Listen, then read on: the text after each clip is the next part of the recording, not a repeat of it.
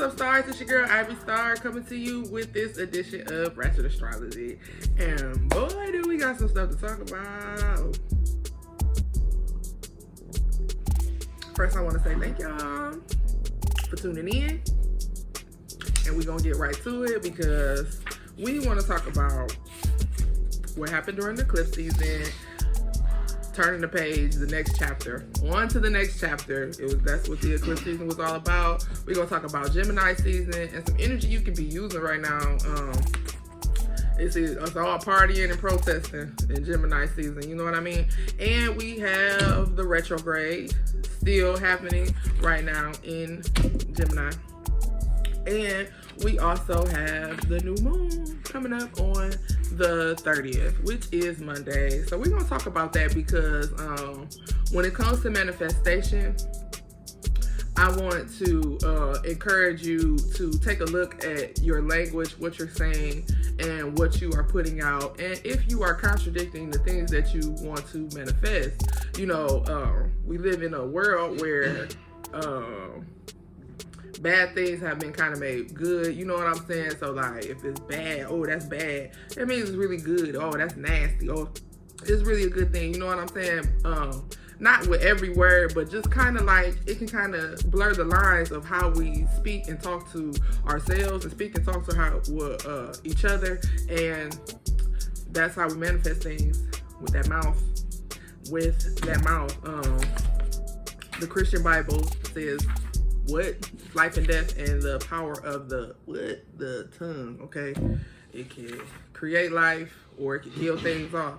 So we're gonna get right into it, and we're just gonna start with eclipse season. That's where my notes started. I've been writing these notes for about a week and a half, just trying to get all of the information that's been put into me out on paper. And you know, I read it, I go through it, I look at what's for me, what I need to reflect on before I reflect it back to you.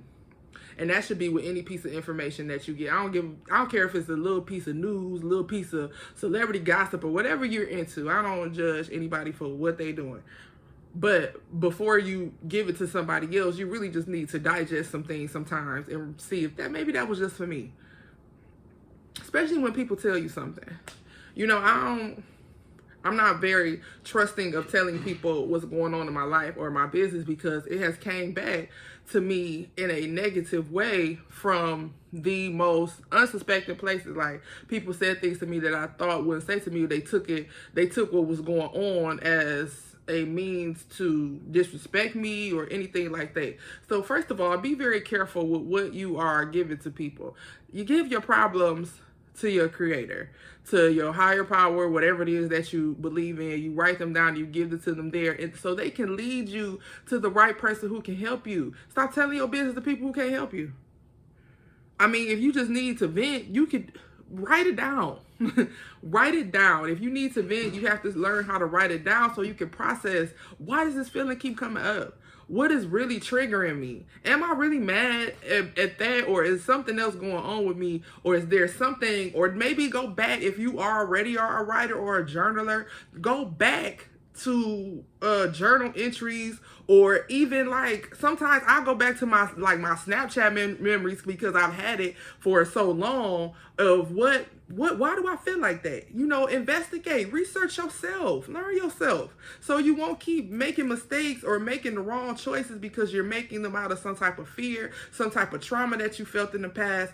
Don't keep doing that. Let that stuff out, and don't really care about how anybody feels about it, because it's your trauma, it's your pain, it's your bags to carry, and you have to decide when to set it down. And if it's trauma and someone else gave that back to you, just because they don't want you to sit it down, that don't have nothing to do with you. That's their personal problem. You know what I'm saying? Because once you sit it down, you just leave it there. If it's their responsibility and they are the cause of the trauma and they got some things that they need to face, and it's their turn to pick that bag up, then you leave it there and you leave that between them and they created, okay? But as far as you wanting to release, get rid of some of that heaviness, get rid of some of that, you know, that anxiety that overcomes you sometimes, or depression may overcome you sometimes, or, you know, trauma responses may overcome you sometimes. To really get that out of you, You have to literally get it out of you. Pray about it, write about it, meditate about it, journal about it, go outside, take a walk, talk to yourself.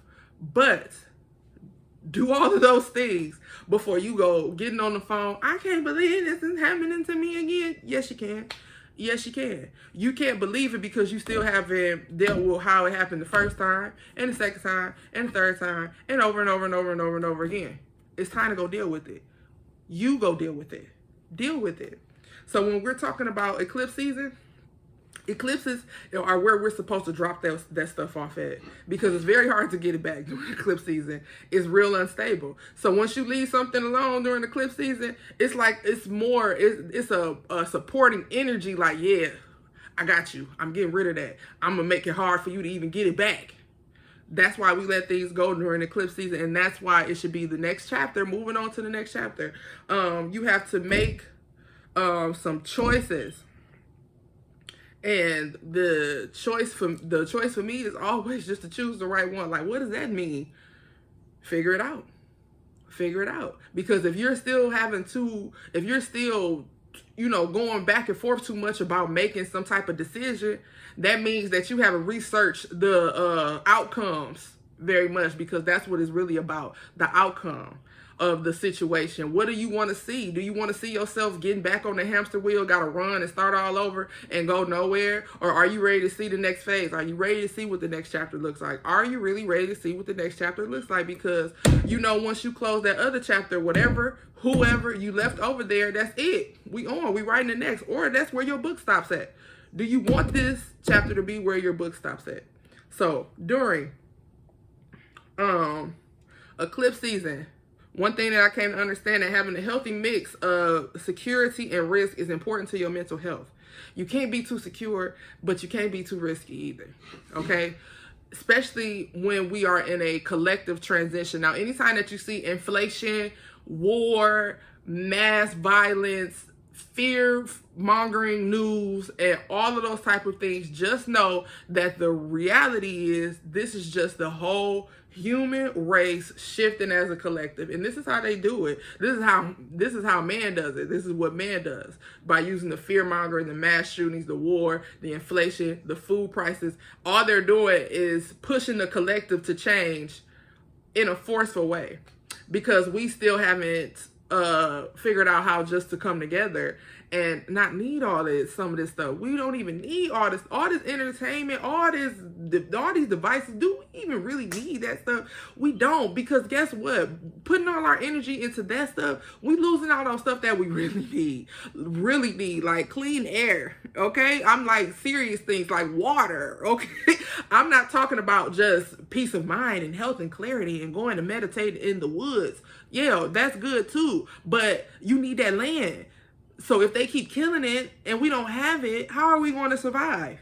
That's the things that we should be thinking about. How can I survive without having to be so much a part of this collective construct of push that they give us all the time, where you can have a little bit of wiggle room, because they just be like, all right, it's time for us to do something different. So y'all got to move and push and do this. We taking that. We changing this law. We giving y'all this, and we taking that away, and they just force it on you just so they can continue to run the world how they want to run it. So it's eclipse season. Next chapter. When we have to let go of the part, it's killing you to try and keep up with the version of yourself that has already evolved. So eclipse season, if you have already evolved from something, if you have already let something go, if you've already decided that you're not going to participate in some type of behavior, if you already let one of them hobbies that go that you already had too many of, and let it go. It's killing you. You're holding on to an old version of yourself, and it is killing you because you're too afraid of what the new version looks like, because some things that you may have got accustomed to may not be there. And that's okay too. You are a human being. You are a growing person. You have not reached the end of life. So it is not the end of the world that something has to go. You shouldn't be living with attachment anyway. So when we talk about changes, so we are following the eclipse, and hopefully we are able to really see and examine ourselves. Really just taking the time to examine yourself daily. okay? Every day. Wake up and look at and evaluate and, pay attention to the people around you, pay attention to your environment. And we have to pay attention to how present and absent that we have been in where we are. So with the eclipse and trying to make changes, this examination is very important. This examination phase, because we don't really take the time to examine ourselves. So when we ask for things that we want, we not all the way satisfied, because you really didn't ask for it out of a place of examination. You asked for it out of a place of what I want now, what I feel like I need right now. You didn't ask for it from a perspective of the bigger picture, because we're so distracted and weighed down by reality. And this is not me trying to negate anybody's reality, because reality is stressful. Reality is very stressful. It's filled with all type of real world problems and issues on top of the things that happen cosmically. Like for Mercury retrograde, just everything deciding not to work. My home button on my screen doesn't work. The refrigerator, the central air, all type of mechanical issues happening at once on top of the real world problems of having to, feed your family, pay your bills, be able to service and gas your car where gas is high now. I have a large family, so we're trying to keep gas in the SUV, and that's a real world problem. But guess what? We've been making it through it. It hasn't been one time where I haven't been able to go where I need to go. I haven't went to bed hungry yet. You know what I'm saying? It's not like I'm in the house dying and burning up. We got fans until the central air get fixed. It's getting worked on. You know what I'm saying? It's getting worked on. Everything, you have to make sure that you just continue to focus on the big thing, because the little things will begin to drag you down only if you let them. You cannot be laid up, depressed, and stressed about things you cannot change. So during the eclipse season, that's where you really get your, you know what? I'm getting up and I'm getting rid of this. I'm getting ready to start doing that. And Mars is in Aries. So I didn't write this in these notes because this is something I just came across over the last couple of days. And Mars is in Aries. So if you got some new projects that you want to start, if you got a new resolve that you're ready to get into, you got a new cause you're ready to champion, anything where it's going to put you at the forefront and you're going to be the innovator of this thing, this project, now is the time to do it. And I thought I'd throw that out there. Okay, so not always for the bad. We are always fault finding in ourselves, looking for the flaw, the sin, the trauma, and the pain. So however you grow up and whatever they put on us, the opposing energy, we're always looking for that opposing energy, aren't we? So if you grew up in church and it was the devil, if you grew up in, if you grew up outside of church, it was some type of flaw. Or if you grew up in a household where appearance and everything, somebody was always, ooh, look at the, you grew up in a house where everything had to be put together. You had those type of parents where everything had to look picture perfect. You are going to find yourself fault finding when I say examine yourself. When I say examine yourself, I do not want you to fault find. Not all the time. You know what I'm saying? Don't try to act like there ain't nothing there. We all flawed, okay? But it's when I say examining yourself, I'm talking about for the good things too. Because it's really easy to lose good parts of ourselves, and quickly. A lot of it isn't childhood trauma. Sometimes we lose part of ourselves in a job that we start doing. Like, you know what, I'm just going to work this job for a little bit, and that job becomes who you are, and you lost sight of what you really wanted to do. That's what I mean by also examining yourself or losing yourself. A lot of us did lose ourselves in childhood trauma. If you are a talker, or you are a commentator, I call myself more of a commentator than a talker. Like, I'll easily join into a conversation and put my 2 cents in and be a part of the conversation. But as far as just talking, I'm just not a talker. But I am a commentator. I will conversate and converse and debate, all of that stuff. But as far as just, small talk and things like that, I'm not really good at stuff like that. But if you are a talker or a commentator or a child that was very vocal, active, singer, rapper now, you know what I'm saying? Somebody was always telling you to be quiet or shut up, or they don't want to hear that. That also is a way that people lost themselves, you know what I'm saying, lose their voice. So I'm just trying to give you different examples of ways that you can lose yourself. Like if you've been told to shut up, that is a very negative, that's very, when a child is trying to express some type of creative gift to you and you tell them, you don't want to see that, I don't want to hear that, that could crush their little spirits, you know what I'm saying? It becomes hard for them to get it back. And then you find 30-year-old artists who are just now getting back into their art, getting back into their craft, because then nobody support them. Their parents told them it was trash. They didn't really know. They were just angry at themselves. You know what I'm saying? Forgive your parents. I don't know who need to hear that, but go ahead and forgive your parents and move on. Decide how you want to deal with them, but forgive them nonetheless. So when is the last time you looked for the good in you, the part of you that wanted to do good in the world, the part of you that knows anything is possible? You looking for that childlike faith. Kids have like this Disney faith, and that's how Disney was able to capitalize and make money off of children and children's stories and children books and children imaginations the way that they did, because children have a pure imagination and are easy manifestors, and they also just look, because they look at the world like anything is possible. Sky's the limit. Left to his own devices, my 2-year-old son will walk out into the world like he knows where he's going, but he's just going on an adventure. He doesn't see the danger. He doesn't see the safety hazard. He doesn't see the outcome of a 2-year-old wandering around the street and don't know where he's going. He's just using his imagination to go on an adventure. So that's why you have to find that part of yourself, find that place, find that part of yourself where you still believed anything was possible and anything can be done in the world. Now, that's not saying that you have to go out there and champion some cause because you find that part of yourself, unless it was a little bit of activism in you at one point and you just let it go because nobody supported you. But I'm telling you, just to find that part of yourself as a source of strength. This is key. This is real key, because there comes a time where when you're ascending and you're going to a higher place, you're going to be separated. So you have to hold on to that childlike faith of believing that anything is possible, and you know that good is still in the world. Otherwise, you're not going to go see it. You're not going to go see it because you're like, there's nothing out there. It's evil everywhere. Don't believe that.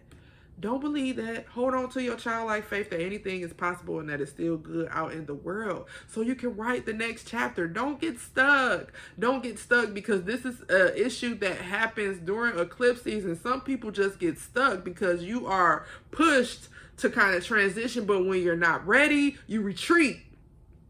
You run back. So don't do that. Don't do that. When the eclipse, when the seasons change and the moon is showing you the things on the inside of yourself that are what's really going on, because something else that happens during the eclipse season is the exposure of how real your relationships are. Relationships are definitely tested during the eclipse season, because there's always going to be some type of sudden change, some type of trigger, something that throws the formula off a little bit to show you how well you can bounce back and how well you can deal and communicate with the people around you in the environment that you're in.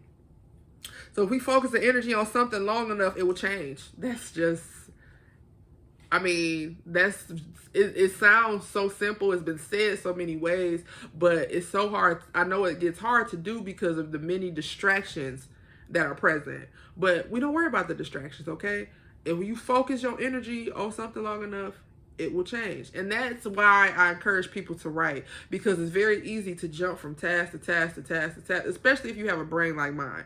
Depending on me to just keep it up here, it's not going to work. I have to write it down somewhere. I have to put a reminder in my phone. I have to have all those things around. I have to have that. I have to have those type of things, because depending on me to keep it up here, my mind works like I don't know. It's kind of, I don't know.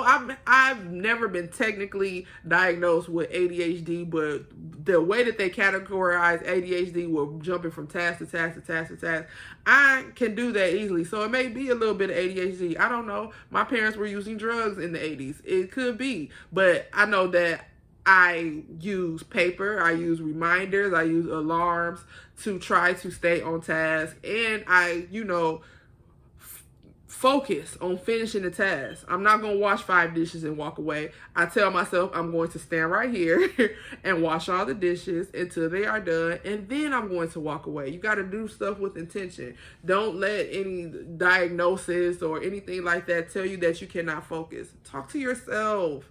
Talk to yourself. It's okay, because I think we fall into this trap of people making us feel stupid if we have to do things in order to kind of guide ourselves, like to have our own level of self-control. How you control yourself is how you control yourself, because that's why it's called self-control. It's not called somebody else's control. It's not called mom's control. It's not called dad's control. It's not called kids control. It's not called dog control, cat control, friend control, okay? Family control, it's called self-control.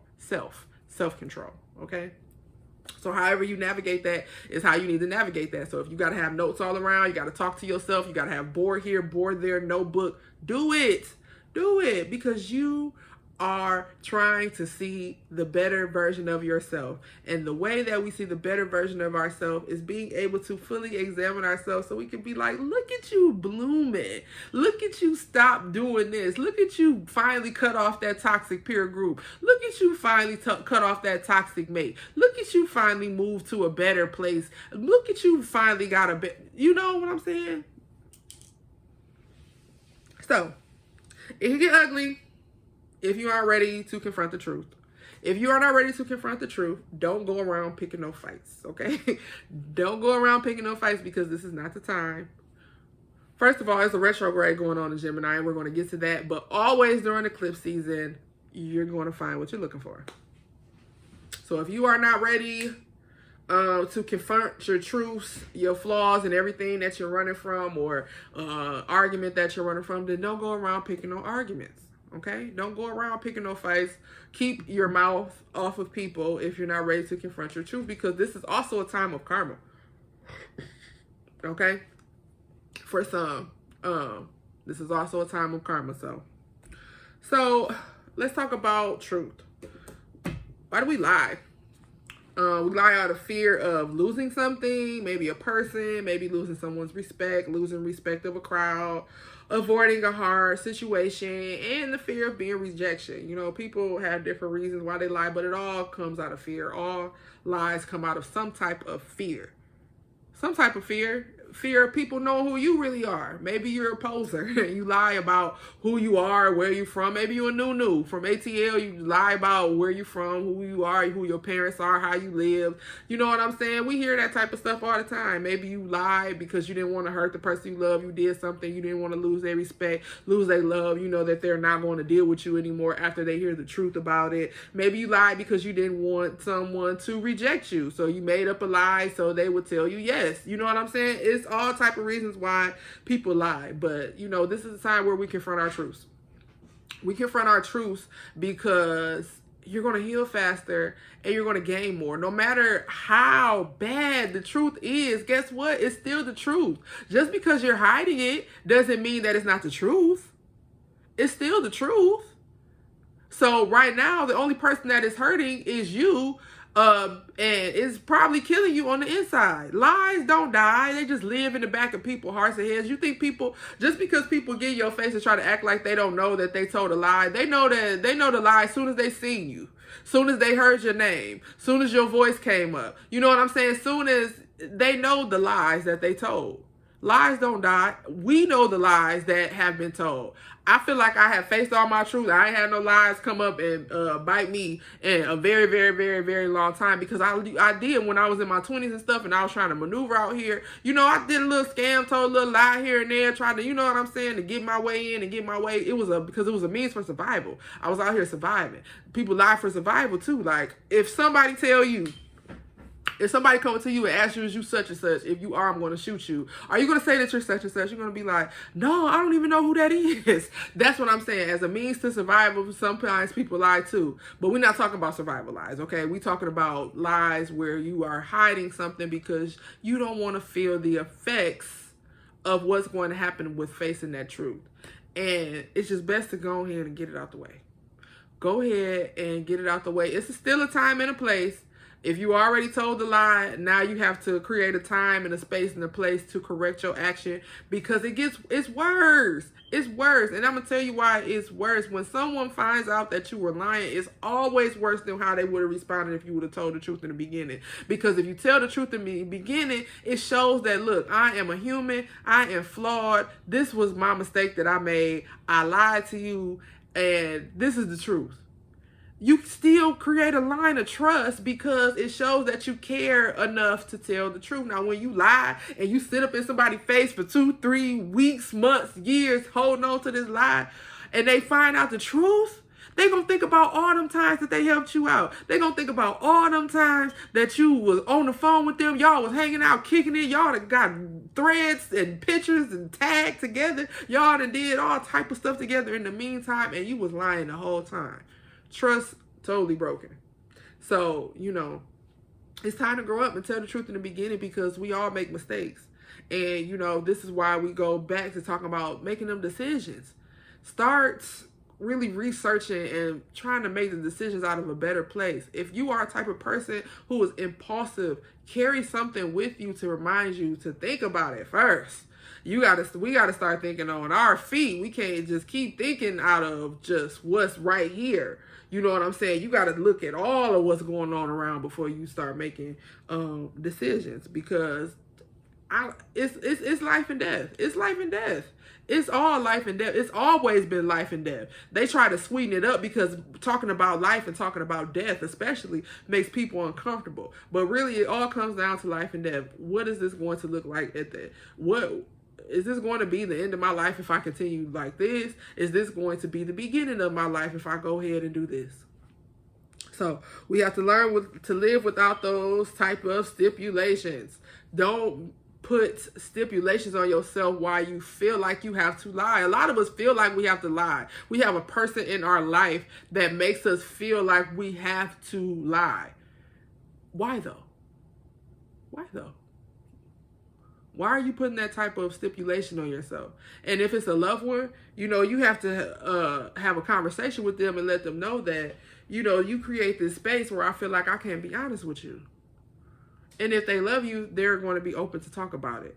And not saying if they're not open to talk about it that they don't love you, they just not coming from a place of love right then and there. So just leave it alone. But you can't have those type of people around you where you feel like you have to tiptoe and lie because they don't create a space, because they can't handle any type of truth. Any type of truth. Like, I don't really, you know what I'm saying? They start yelling. They don't want to hear it. They don't want to hear anything. That's ego. They have an ego problem. That's not nothing you can fix. But you can learn to live without those type of stipulations on your life where I have to tiptoe around you and I can't be honest with you. So I just choose not to share spaces with you at this time until we can have honest conversations. So if you live life without attachments, and I didn't say love, I said without attachments, it's different. We need love. We need love, okay? Don't think that you don't. We need love. We all need love. Loneliness is just as stressful as smoking 15 cigarettes a day, and you can look that up. you can look that up. Being lonely is just as stressful as smoking 15 cigarettes a day. It has the same effect, the same stress effect on your body, loneliness, as smoking 15 cigarettes a day. So process that. So when I'm saying life without attachment, I'm not talking about love. Because when I'm saying attachment in a human form, it's codependency, okay? Look that up too. Attachment in a human form is codependency. That's not what I'm talking about, because love and codependency are not the same. And I know some of us has been taught that toxic love is love. It's not love. Wanting to, that Bonnie and Clyde, ride or die, I'm going to go crazy if I'm away from you for 5 minutes. That's toxic, okay? You're not going to go crazy. You're going to miss them, I'm sure, if you love them, but you're not going to go crazy. You don't know what to do with yourself. You know, don't be that. That's toxic. You know what I'm saying? That's codependency. That's attachment, not love. So we need love without a doubt, but the fear of losing it will only cause the loss to manifest. Okay? If you constantly, every time that you get somebody in your life, you holding on to them so tight, you're going to lose them. Come on, the old people got a saying. I don't remember it right now, and I'm not about to try to remember it because we on the road here with this video, and I don't want my mind to go off track. But if you hold on something for too tight, you're going to lose it. I know that's what it means. And that's what happens with attachments. You're holding on to it. Why are you holding on to it? Let it be free. Let it love you. You love it. Whatever it is. It doesn't always mean a person. Sometimes it's things that we like to do. Sometimes it's a hobby. Sometimes it could be some type of creativity. Don't let anything have so much of a hold on you, though, that if you were to lose it or you weren't able to have it, that it would cause you to be in such dramatic state of spiraling down, self-sabotage, okay? Oh, I'm going to kill myself if you leave me. No, none of that. So eclipse season is important because when you let it go during this time, it takes away the sting of releasing that energy that's hindering you and helping no one.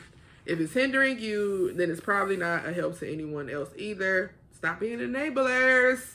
Okay, so now let's talk about the retrograde. Retrograde happened during this time, and it can be tough, but it can work in your favor because it's just a little chapter review test, you know, from the universe, basically. Mercury retrograde, what have you learned thus far? That's basically what Mercury retrograde comes to say to you. That's why it comes so frequently. If you think about it, we have like 3, sometimes 4 a year. Retrogrades. It's a chapter review test, okay? So that's why you can make it work in your favor. What did you learn, okay? Mercury is going to boomerang some things back into your life. When it's an eclipse, it's easier to throw it away this time. So this is why they always making jokes on the internet when retrograde comes around about the exes coming back, texting, and all this other stuff, and all these issues that come up, and mechanical issues coming up because you didn't fix them when you were supposed to, and all of those type of things going on. It's your chapter review test, but guess what? Fix it during an eclipse. Fix it during an eclipse and let it stay there. So pay attention to how many times you said this time or no more. Are you tired of saying that? How many times have you said, yeah, I'm going to do it this time. Oh, I'm not going to do it this time. Oh, I'm not doing that no more. Oh, how many times? How many times? How many times have you went back and forth with the same thing over and over, over and over, over and over again? And how many of those do you actually have left in you? I really want to know. Give yourself a count of how many times I got left in me to really do this? This thing that you've been trying to let go, this thing that you said that you were going to do or trying to pick up, either let go or pick up, okay? How many times do you have next time in you, for real? So let it go, pick it up, whatever you're going to do, make the decision, stand on it. And Mercury retrograde has been more focused on technology, I believe. A lot of upgrades, a lot of mechanical things happening at this time. Car problems, slow internet, delayed messages. So just keep pushing through. Just keep pushing through because we're really getting ready for the next phase and everything must be in working order. So, you know, things happen mechanically. So when it's time for you to really use what it is that you need, it'll be fixed already because Mercury retrograde made you fix it. It just broke down, right? When you didn't need it to, but it did. So when you need it later on, now you be like, oh, okay, all right, that's why I need to fix that then. Because then imagine it imagine it making it through the Mercury retrograde and breaking it down when you really, really need it, okay?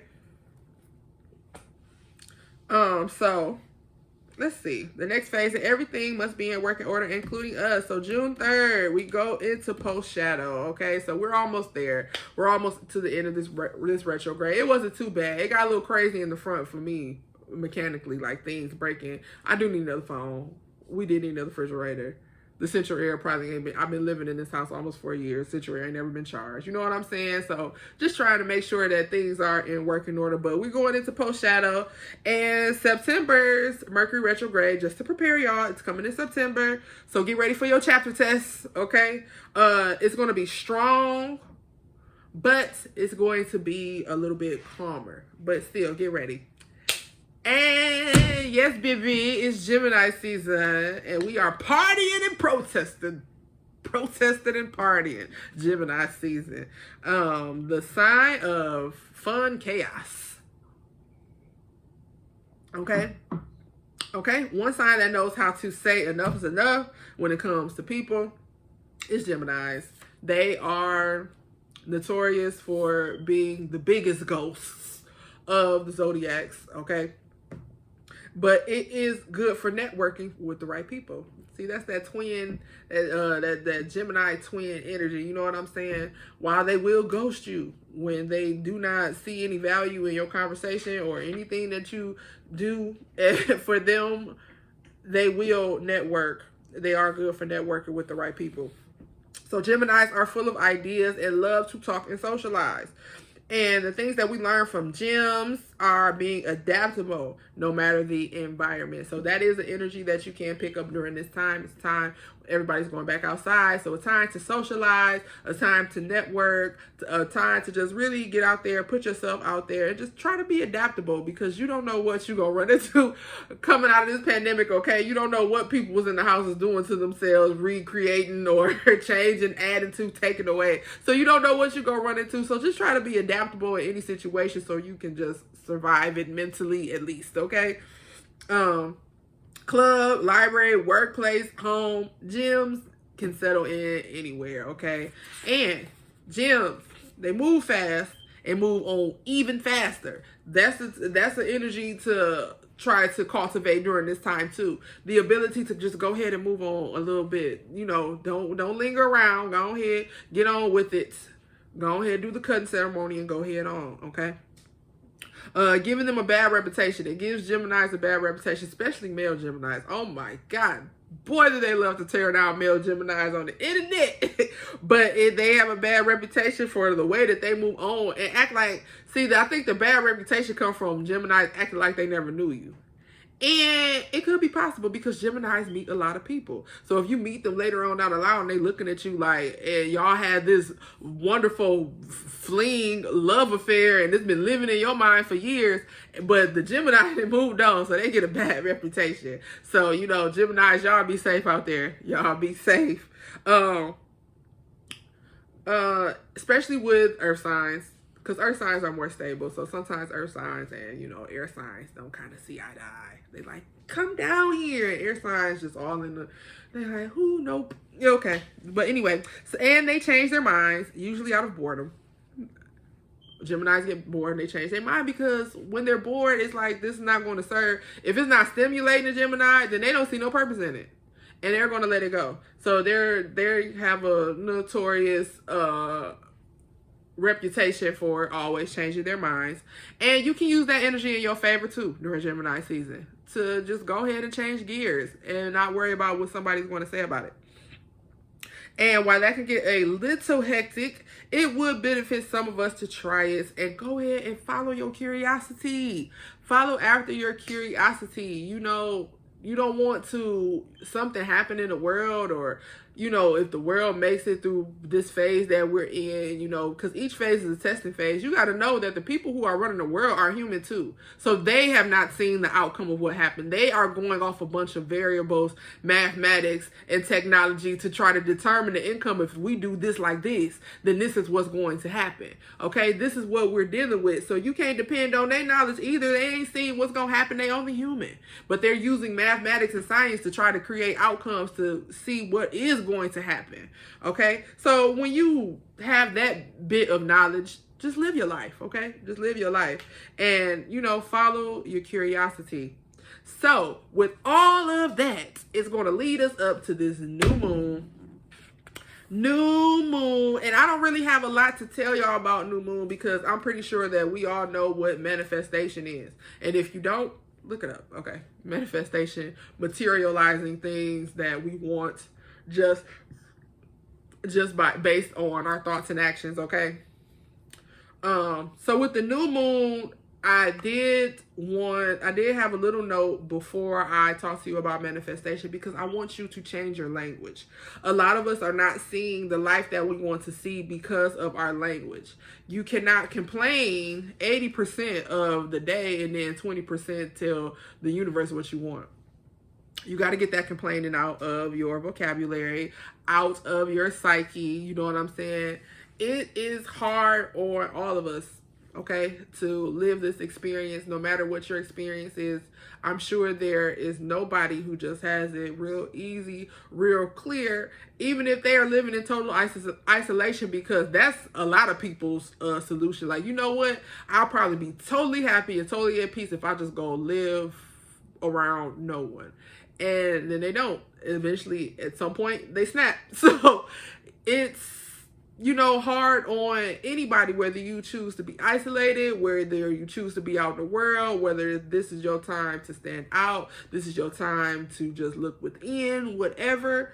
is going on, you have to watch your language. Watch your language. Watch how you speak. Get that complaining out of your mouth, okay? Because you can't be double-minded, okay? You can't be two people at once. You can't talk about how much you hate life and you hate this and you hate that, and then like, oh, I'm just ready to live my best life and do this. Do you hate your life, or do you want to live? What do you want to do? You can say that I want to live my best life without expressing how much you hate the reality that you have now. You can do that. You can do that. You can just stop at, I'm ready to live my best life because I hate this one. No, now you messed it up. You messed it up.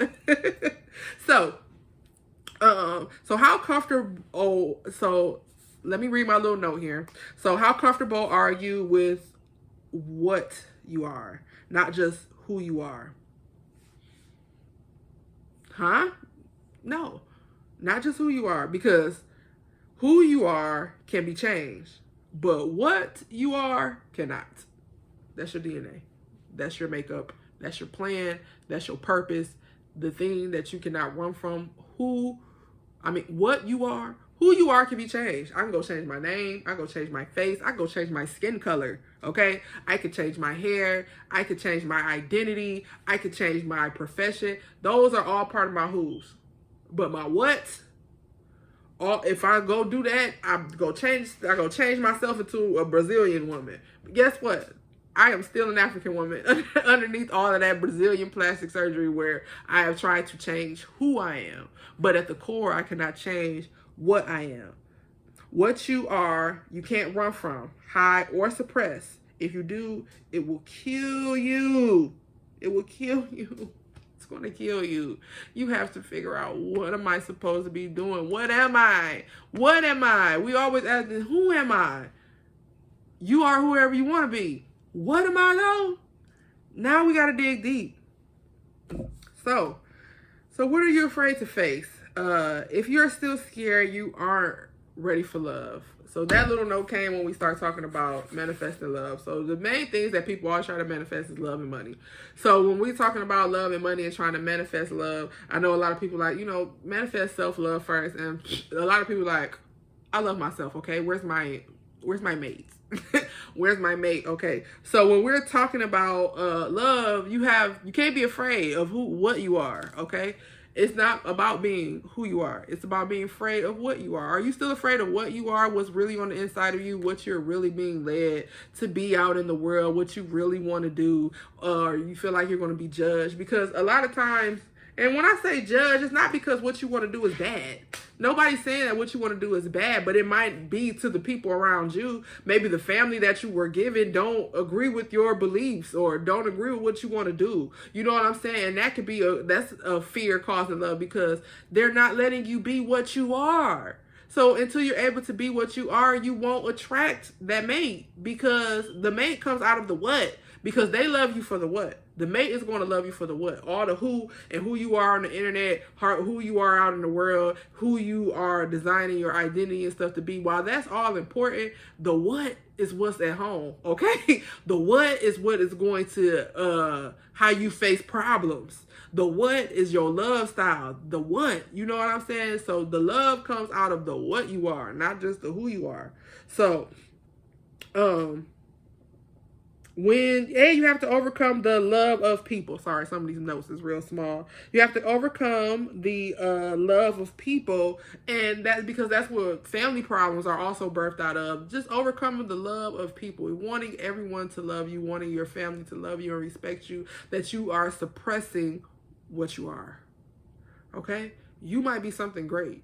And just because they don't see it, now you don't see it, because you're too busy trying to gain the love and approval of people who don't even know what they are. They don't even know who they are, let alone what they are. So, we have to overcome that fear of losing people. Like I said before, attachments. You don't want, that's for me. And that's for me. So, And then the next thing that we always try to manifest, and you know, that's pretty much it for what I have for love. You know, it's all about discovery. It's all about self-discovery. Your love is going to come out of you figuring out what you are in the world, what it is that you want to do, what you are supposed to be. What am I? What am I? Not just the who. So money is very simple. It's complicated, but it's simple. It's very simple. It's the language. It's the language. You have to stop running around calling yourself broke, first of all. I mean, it's fun to play. I mean, it's play because it really does. It is a really broken feeling to watch your whole paycheck disappear, okay? I know the feeling, but it does break you. So I understand now why people were using the term broke, but the thing is, you still have to change your language when it comes to your work, when it comes to yourself. Think about your work ethic. Stop. If you feel like you are good with money and you don't need much, oh, I'm cheap. I'm cheap. Stop saying that. Stop saying that you're cheap, okay? You're not cheap. Say, I am smart with money. Or say, my work is expensive. Or say, I am a reasonable, fair business person, but do anything except call yourself cheap, okay? You're not cheap. You're smart with money. Your work is expensive, okay? Because it is blessed. Start speaking these type of things over yourself, over your finances, over your work, over your creativity, over your art. My work is expensive because it is blessed. If you know that your gift came from above and you know this, you wouldn't be able to do this. Nobody had to teach you. Nobody had to show you what to do, okay? Even if you did get a little help, it was already in you, then your work is blessed, okay? So therefore it's expensive. You attract abundance. You attract security. You attract wealth. Quit just attracting money. Money is tied to blood, okay? It is. And, you know, money is tied to blood. It's tied to slavery. It's tied to a lot of bad energy. So we don't want to just attract the money. We want to attract the wealth, because with the wealth comes the network, and it comes a much more healthier relationship with money, so it doesn't corrupt us, or we don't get into a bad relationship with money, because money has an actual spirit. Money has a spirit, because think about how things change. I don't care how good a relationship you have with a person. When it comes down to money, there's always a tension. There's always some type of anxiety there because of the spirit that is attached to money and what people envision that they want to do with their money and what you want to do with your money. And if you don't see eye to eye on that, then it could cause a problem. I don't care how cool y'all been. Y'all be best friends for 20 years. Fall out about $20. Okay, money has a spirit, and it says the love of money is the root to evil. It's just what you're willing to do for it. So when it talks about the love of money in the Christian Bible being like the root to evil, is because of what you're willing to do for it that causes you to do evil. So if you love it so much and you're so dependent on it that you're willing to go do evil, then guess what? It's rooted in evil. But we all know money is rooted in evil, okay? Because where did even the need for that type of currency come from when we all supposed to just be running around naked and living off the earth, honestly? But commerce, capitalism, and all these different changes, just like the ones we're going through now with the inflation and the gas prices and the depression, we've all seen them. So change your language. You want to attract abundance, you want to attract security, you want to attract wealth, then change your language. You are not cheap. You're smart with money. You are not just you're not just a saver, okay?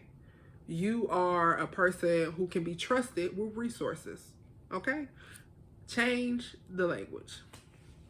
So happy manifesting on new moon. Make sure you get them journals out. Make sure you be clear and concise.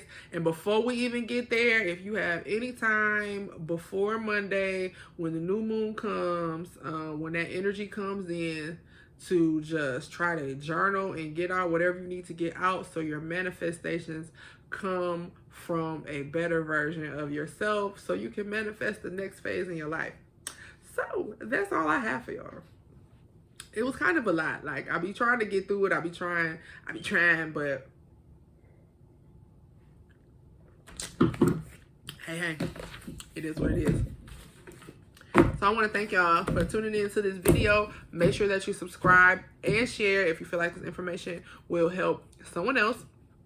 And we're going to start having, if you live in my area, which is the Toledo, Ohio area, we're going to start having our meetups, manifestation boot camps, full moon harvest, and all those type of things.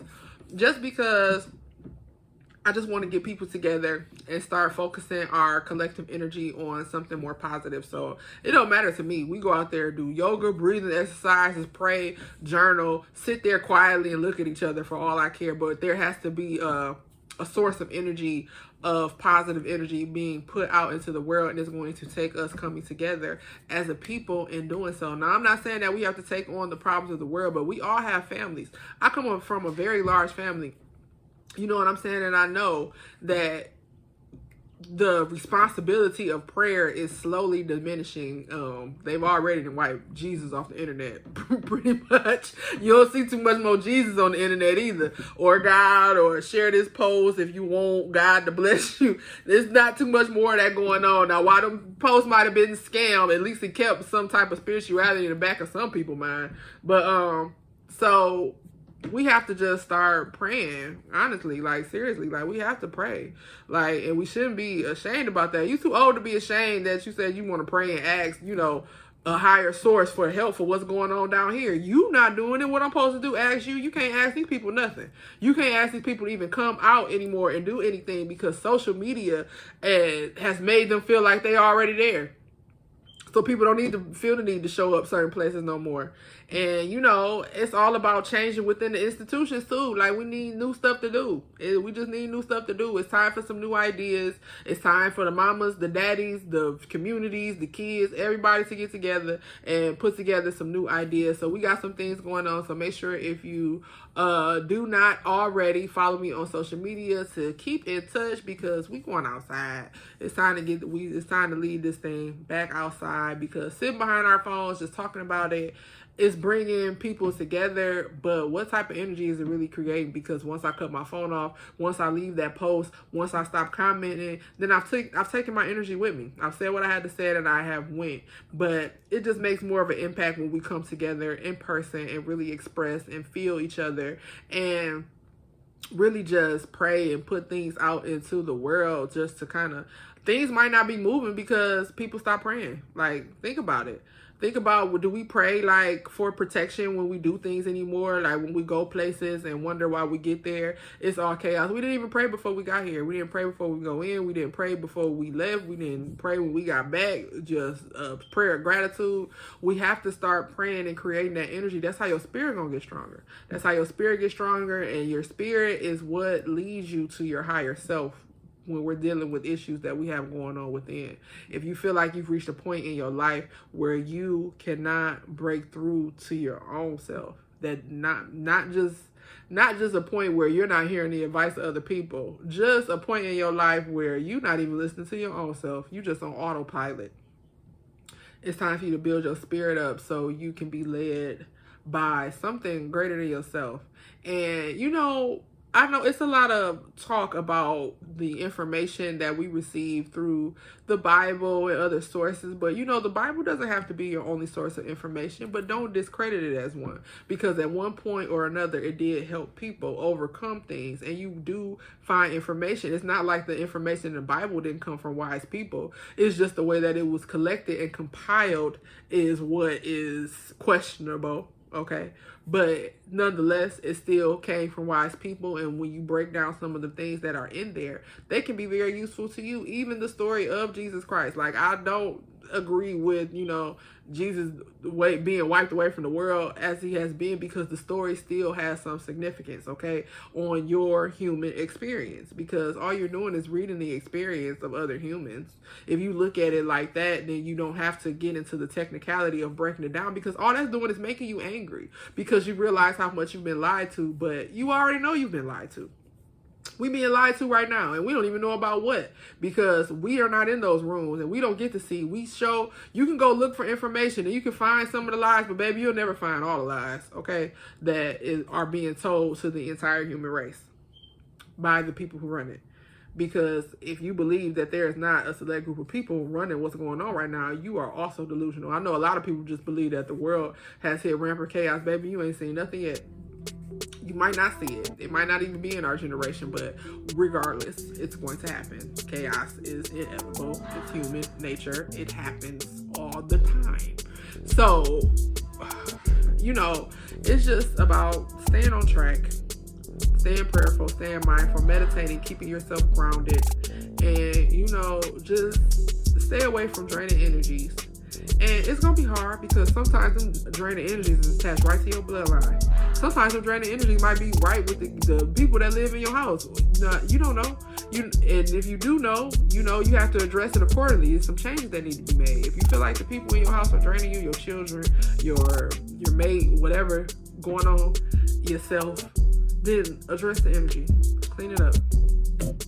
And when new moon comes and you get ready to manifest, if you can deal and confront with the things that's going on right in front of you when you get ready to manifest, watch what happens just in 2 weeks.